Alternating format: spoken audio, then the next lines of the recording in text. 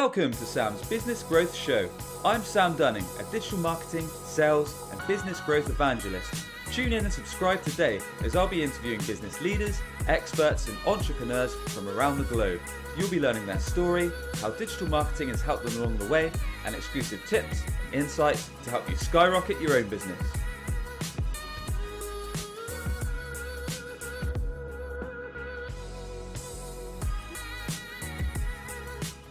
And welcome back to a fresh episode of Sam's Business Growth Show. I'm delighted to be joined by Lisa Palmer today. Lisa, how are you doing?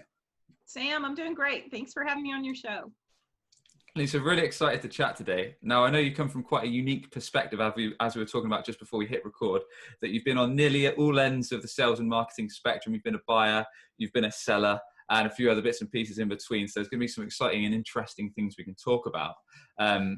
But before we get stuck into that, and before we learn all things in terms of how you're generating sales, how you're marketing, how you're generating pipeline today, we'd love to learn a bit more about your background, really, Lisa. So a bit about your stories, kind of how you've grown up, some of the key highlights of your career and jobs that you've been involved in. And if you could share with us a few lessons that you picked up along the way, be it in sales, marketing, or business in general, I'd love to hear it. Fantastic. So my background is a little bit unique. I started my career in IT, and I was a practitioner for many years, up to and including a chief innovation officer role, which was a combination role of chief information officer and chief marketing officer. So I've been all across the spectrum on the buyer side from a technology viewpoint. Then I went on to expand my career from a sales perspective, because honestly, having been a practitioner for so many years, I felt like the way to get rounded in what I was doing was to have some opportunity to generate revenue and get on the other, get on the other side of the table. And so I took an enterprise selling role, obviously B2B sales for Microsoft, and I ran an enterprise territory for about 6 years. And absolutely loved that, really enjoyed it. My biggest takeaway during that was how hard the internal sales part was. I really wasn't prepared for all of the internal selling, meaning trying to find the right people to build your best, most powerful team to bring to your clients. Trying to get your sales leadership team behind the strategy that you create to onboard everyone to the process that you want to follow, and even down to getting through actual contracting with clients and all of the things that you had to do from a heavy lifting perspective inside of your organization to get that done. So the inside selling was probably the surprise, and the clients were the easy part. That's interesting. I've not heard that before. So closing the deals with the clients was okay. It was more internal politics, it sounds like. Well, and probably, looking back on it now, that was probably because I really understood the buyers, because I had spent all those years being a buyer, right? So makes sense, yeah. Yeah. So when I look back on it now, I think, well, that's probably not that big a surprise. That the challenge for me was learning how to manage the part of it that was new to me.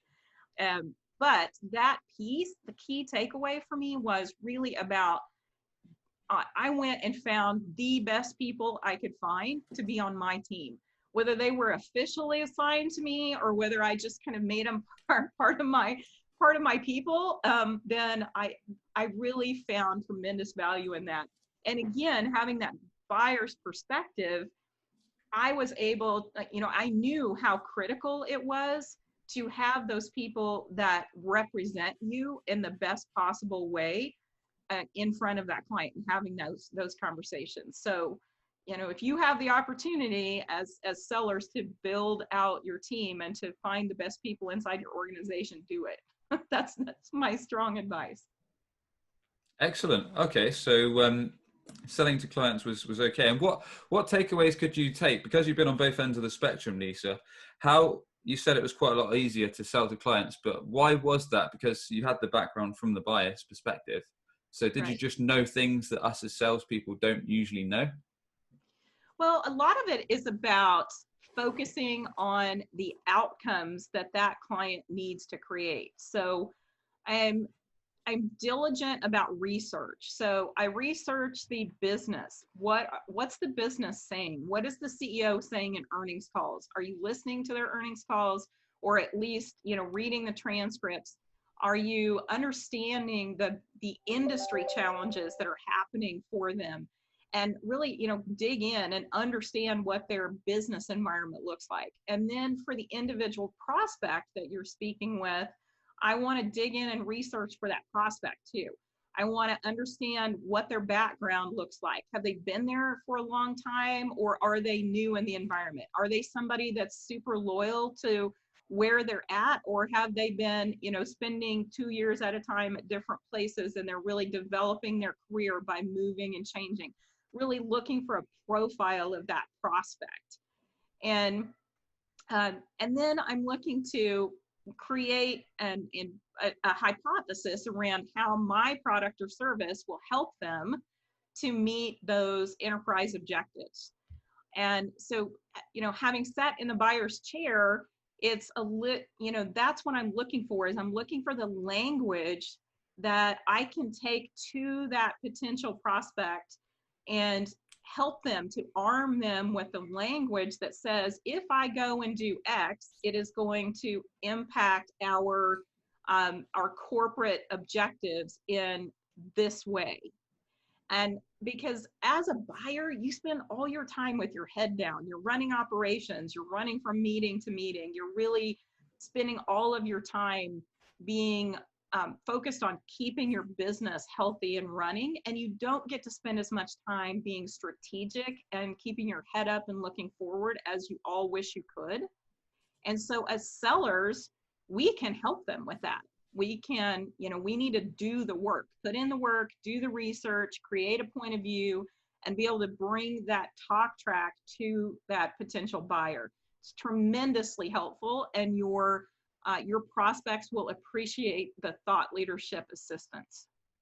Interesting. Okay, so for what you've said there, I'm taking away making sure that you're customizing your solutions to actually show the business impact they're going to have for your buyers. Is that all from proper research and discovery and things like that, Lisa? It is. I think that there's a lot that we can learn by doing that top level research. And then, of course, you need to dig in wherever possible and find out what's going on in that individual's mindset, in the company's mindset.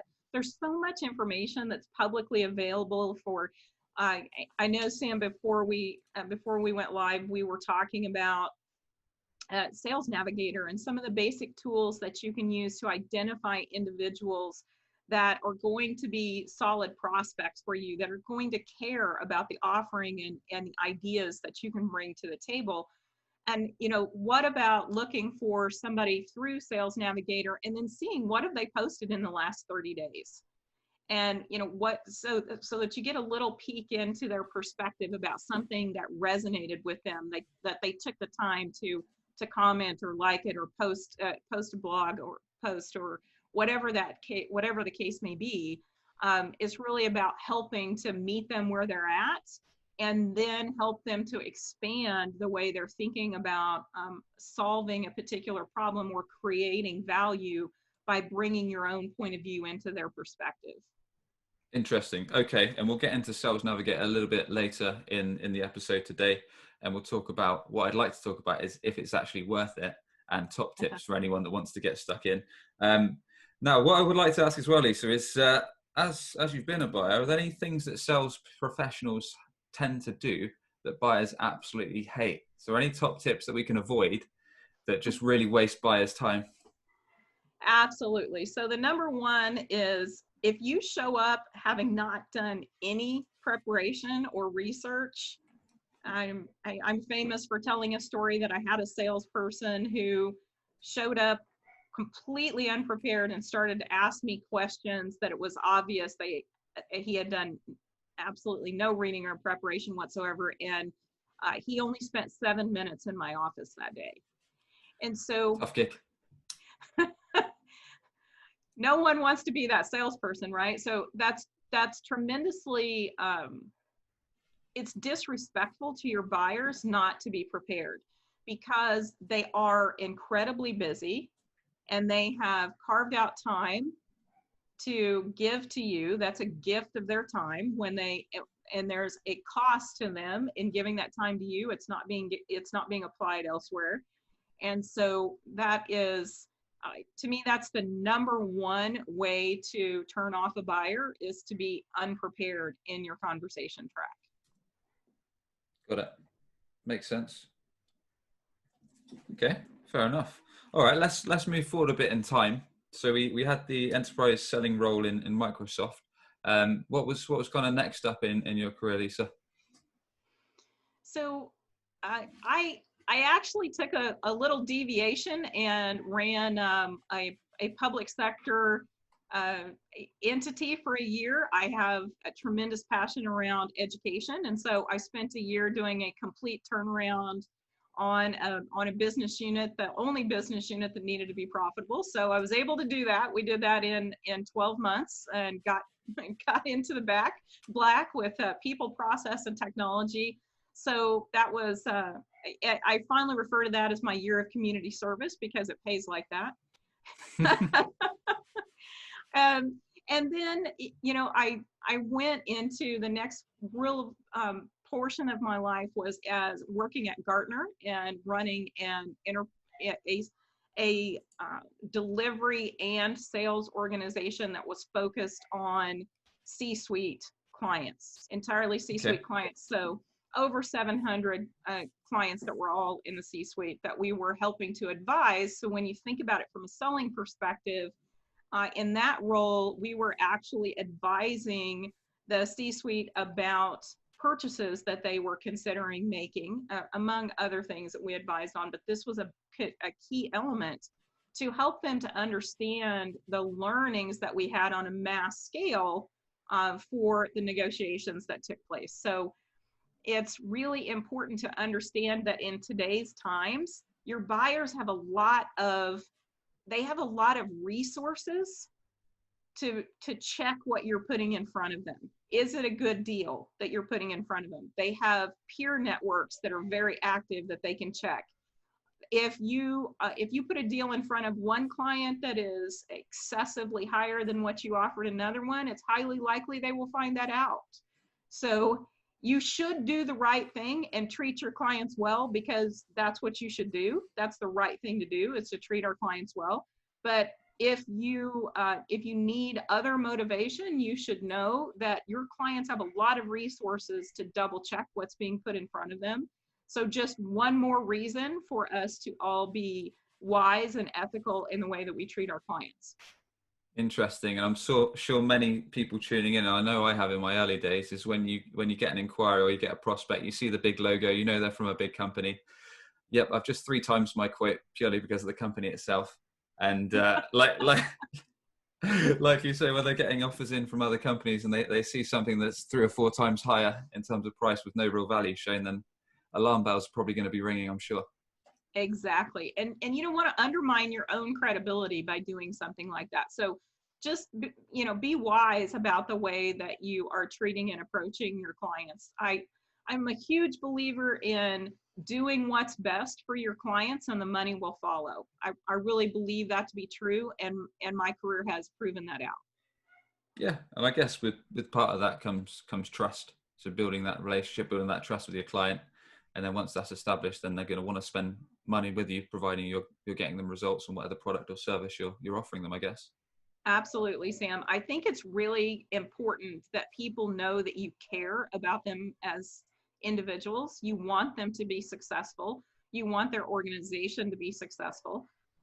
When my clients succeed, I love that. That makes me feel tremendously fulfilled and successful myself, to see my clients succeed. And that care that you bring to the table, it translates. They know if you care or you don't care about their well-being. As humans, we have intuition around that. And there's nothing more powerful than your buyer really truly trusting you and knowing that you're going to put their needs at the front. Excellent. No, I love that piece about genuinely caring about your clients and the work you do for them. Okay. And before we move on, is there any other lessons or insights that you could share with us on your experience in Gartner before we move things forward? Well, one of the things that I think is really important for people to understand, and this is from another element of my life. I'm a marketing professor and have been for over a decade. And one of the things I feel is really important for people to understand is that you have a public presence, and you also have you have the opportunity to build and drive exactly the career that you want to create for yourself. But not only do you have an opportunity, you have a responsibility to be a, a to be a positive voice in the world for yourself, for your organization, and for the clients whom you serve. So, from a takeaway perspective, I always encourage people to make sure that you're leveraging, like LinkedIn is a super powerful personal and professional branding tool. Make sure that you're being thoughtful about how you use it, be invested in thinking through the career that you want and what is the next step that you need to take to build that, and really make sure that you are committing to your own personal growth. Excellent points. Okay, so before you go to what you're doing today, Lisa, I know you're also, as well as buying, as well as selling, you're also into marketing Yeah. and into storytelling as well. So for anyone that's thinking, how the heck does stories come into sales or marketing? How is that even relevant? All I need to do is kind of pitch my product or look what I need to do, and there's nothing more to it. Could you shed a bit of light of why stories can be quite useful when it comes to marketing or sales or business in general, and the role that they have to play? Oh, absolutely. So, having been in the technology sector for the bulk of my career, one of the ways that I like to describe myself is as a translator.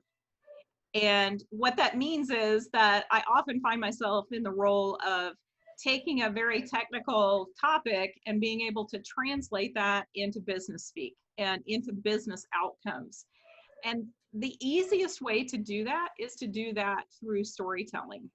We have a client who previously had this happen, and really lay out the experience of what you had another client that did, and the challenges that they faced along the way, and the frustration that was involved for them.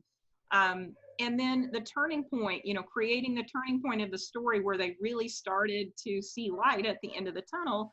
And of course, that turning point, it can wrap around the product or solution that you're bringing forward. And there's just nothing as powerful as telling something very real and true about what others have been through, the journey that they took, and how they came out the other end in a much more positive place than where they found themselves at the beginning. So that storytelling process is incredibly powerful and draws people in. And so what I like to do is to have conversations that start with a story like that about a client and something that they faced, instead of doing a litany of discovery questions, kind of where people feel like they maybe are being, bulleted with questions that are coming at them. If you lay out a story and then have the confidence to just let the story sit, the client will tell you a story of their own. And then you get a much deeper understanding of where they're at, what their challenges are, and how, you get a much better feeling for their culture and some of the other elements that are at play than going through a scripted question and answer discovery meeting.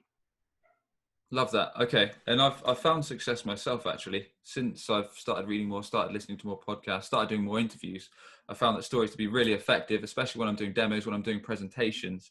And I think of when a client, for example, gives me a particular problem, then nowadays I've got different case studies that I can relate to. So I can bring that up and say, yep, we had a client that had this issue. They were doing X, Y, and Z. So they had this problem that they overcome. We implemented this solution, so in my case, a digital marketing solution, and it helped them get to this new stage. So yeah, starting with a similar problem, how they overcame it, and the future state of where they are today. And it's been really useful because it certainly with me, it helps me visualize. And I think some of my prospective clients that are now customers, it's helped them visualize rather than just saying we can do X, Y, Z, giving them tangible cases where you can actually wrap a story around it and customize it to them. is something that's added a lot of value into what I'm doing. But it's interesting you should say, Lisa, that you're using it early in the conversation, even when doing discovery. So how would that actually play out?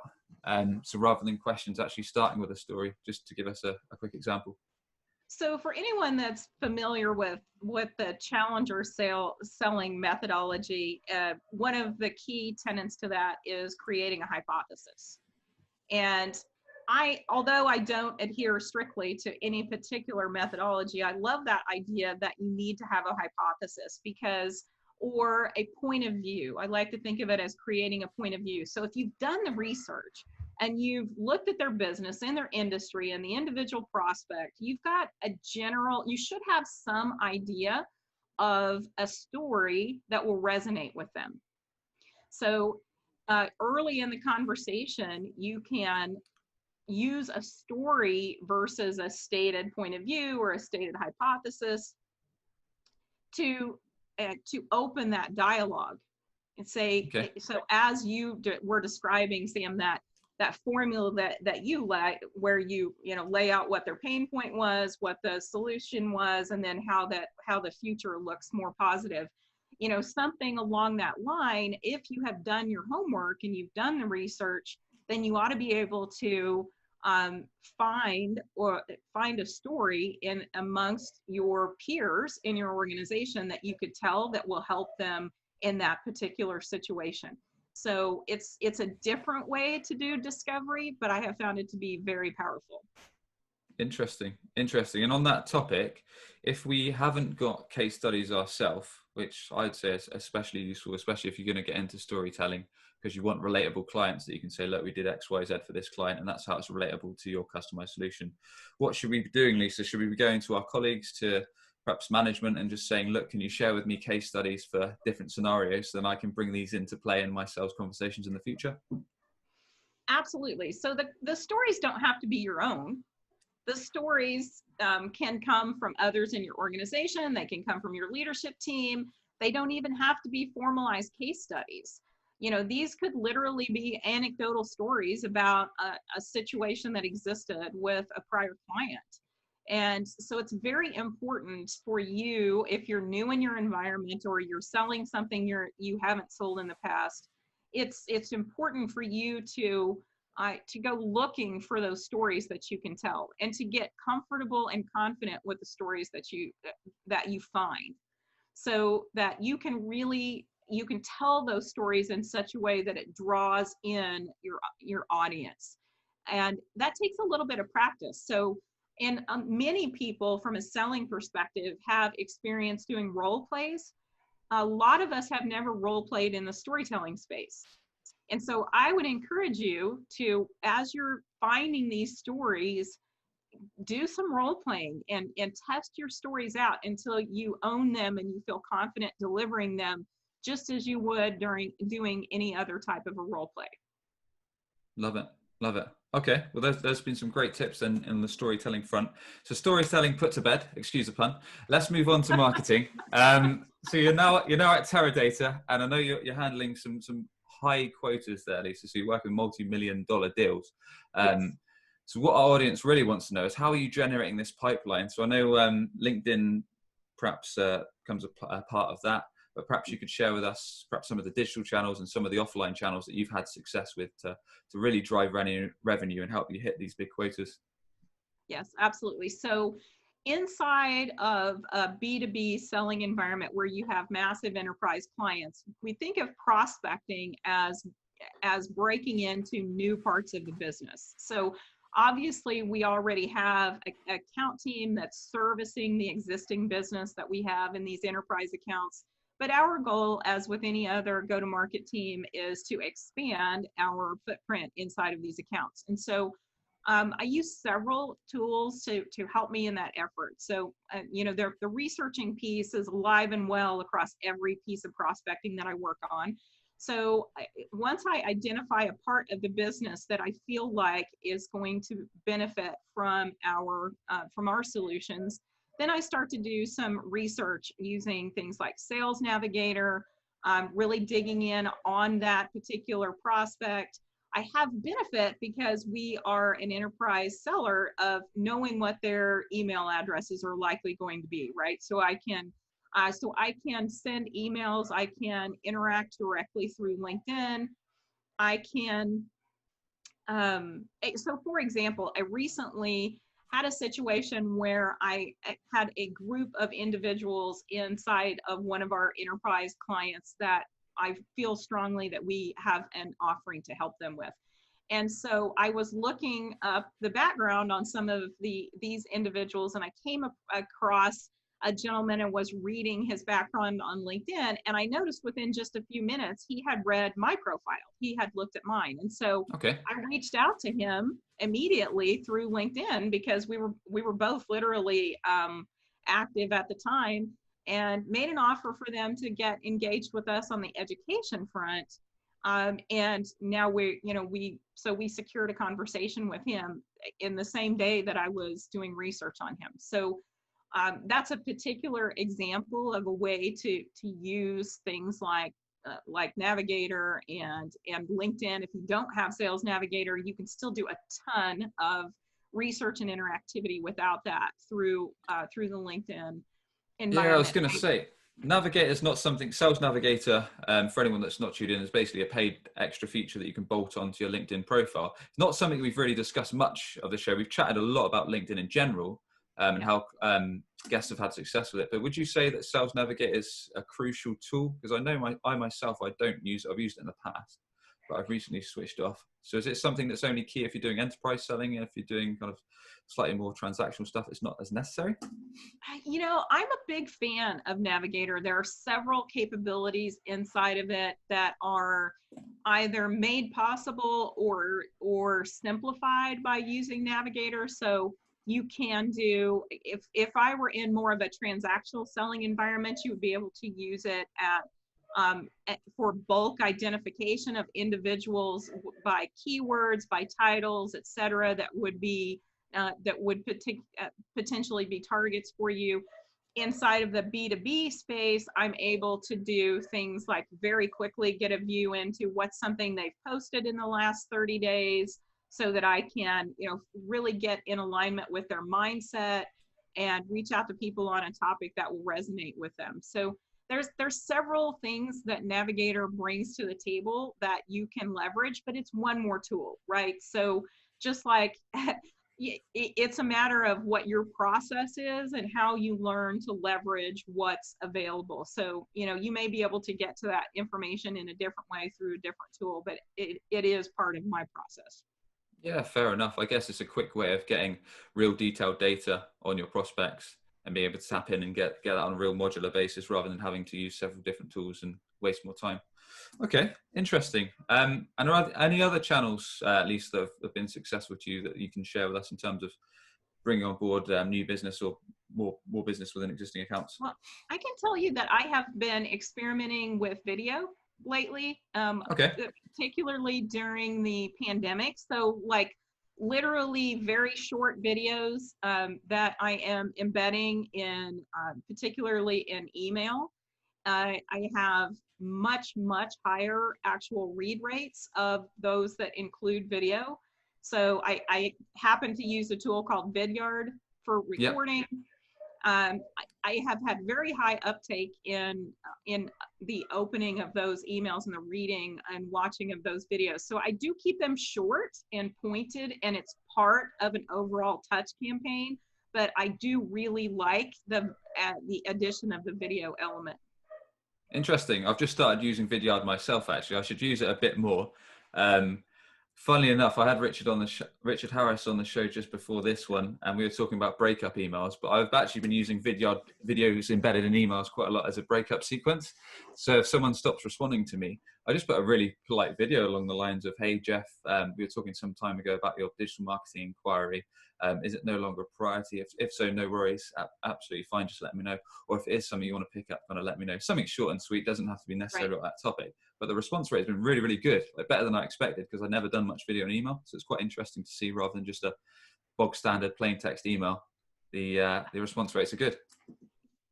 I'm not surprised to hear that that's your experience. It's so much more genuine, right? So no matter how we try to craft an email with exactly the right words. There's nothing as sincere as just listening to what you just said, from a breakup, from a breakup perspective. That's so much more real about just as a person to person communication. If I were to receive that, when putting myself back in the buyer's chair, I'd be much more likely to respond to you and say, hey, here's what's happened. you know so I think it's a powerful tool to have in your toolkit. Got it. That's it. I think that's the point that's coming across. Just Yeah, utilizing all the tools that are at your disposal, I guess. Whether that's LinkedIn, whether that's video, whether that's the phone or something else, whatever's most effective. exactly.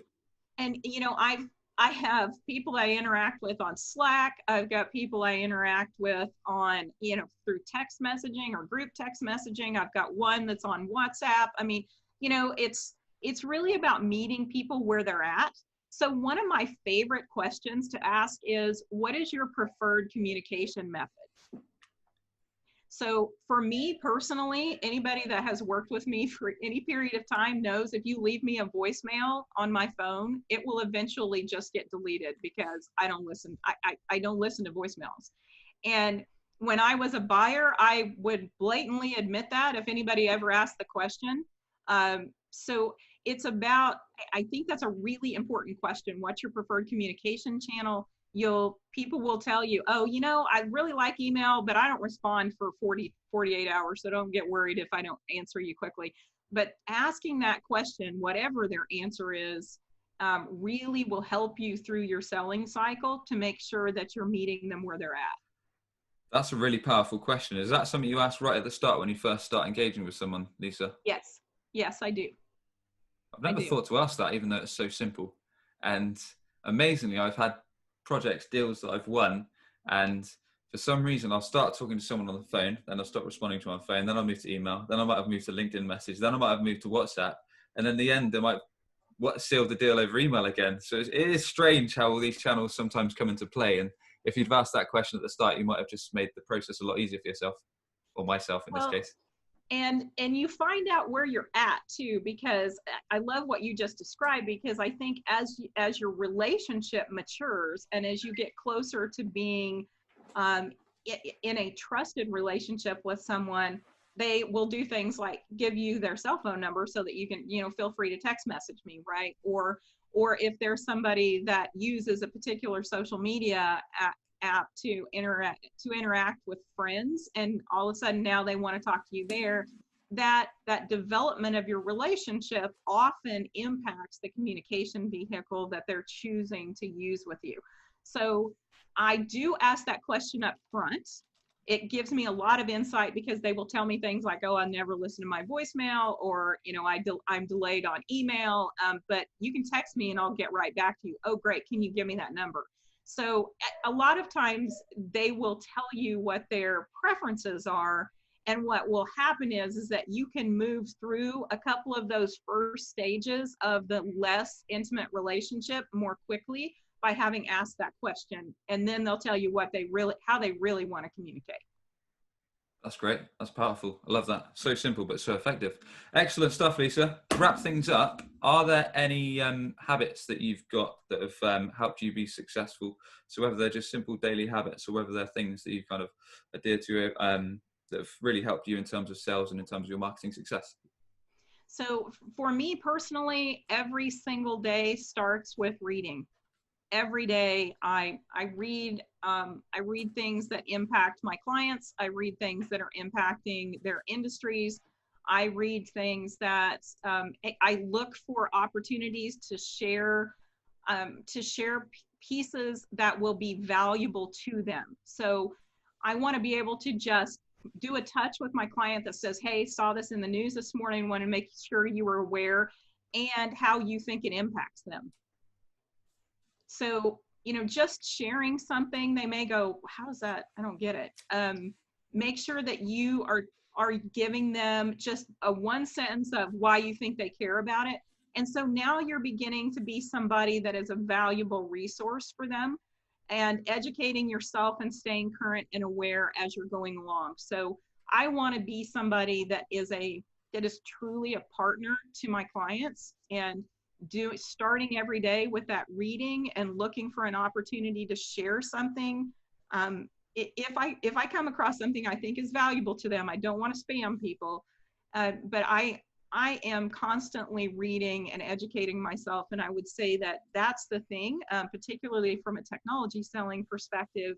You have to stay current to be valuable to your clients and frankly to yourself. So to me, that is table stakes. It's 2 hours first thing in my day every day. Nice. Yeah, definitely, completely agree. Especially with the reading part, or whatever way you like to consume content, to stay up to date and just dedicate yourself, whether it's sales or marketing or whatever you're involved in. That makes perfect sense. And I like the fact about sharing a little piece of content with your clients to kind of help with the trust side of things, I guess, and perhaps shed some light on something they might not have known what was going on. Exactly. And your brand, built from a brand credibility perspective, every time you create or share something that's truly valuable to your buyers, you're building your brand, both as an individual and for your organization. Got it. Excellent stuff. Well, we like to ask everyone that comes on the show, Lisa, if you could thank just one person, either dead or alive, having a positive influence on yourself and your career, who would that be and why? Very early in my career, I worked for a gentleman named Joe Turcotte. He was a vice president in the organization that I worked in, who placed tremendous faith in me. And he was the first one who put me into a massive negotiation. I did a $10 million software negotiation under his leadership. And I learned tremendously from him in that process. And the fact that he placed that trust in me really buoyed my self-esteem and helped me to move down a path that has led me to a very fruitful career. And I actually haven't spoken to him in years, and am very grateful. I hope that he knew at the time how much I appreciated his leadership, and I still think of it today. That's awesome. That's really awesome. Well, everyone, you've been tuning into Sam's Business Growth Show, where we sit down with business leaders, experts, and entrepreneurs from around the globe. We find out their story, how digital marketing has helped along the way, and their exclusive tips and insights to help you skyrocket your sales and your business. Lisa, tell us a bit more about how people can learn from you, how people can connect with you, and the best way to get in touch. Of course. So I am happy to connect with anyone on LinkedIn. It's Palmer Lisa C on LinkedIn. Please follow me there. I'm happy to connect, to answer questions. I interact with people on that platform every single day. So feel free to reach out to me there. It's been an absolute pleasure to chat with you, Sam. Thanks for having me on. Thanks so much for coming on. Cheers. Are you tired of constantly hunting for new customers? You could be missing out on regular inbound opportunities, all because your website isn't on the first page of Google. Perhaps you're already spending lots of money on advertising, but your website is failing to convert all of your hard-earned visitors into a consistent flow of new customers. If you'd like to learn more about our unusual approach that brings idle clients straight to you, connect with Sam Dunning on LinkedIn or book a free 20-minute consultation via webchoiceuk.com. That's webchoiceuk.com. Subscribe today for more digital marketing, sales, and business growth tips from the experts.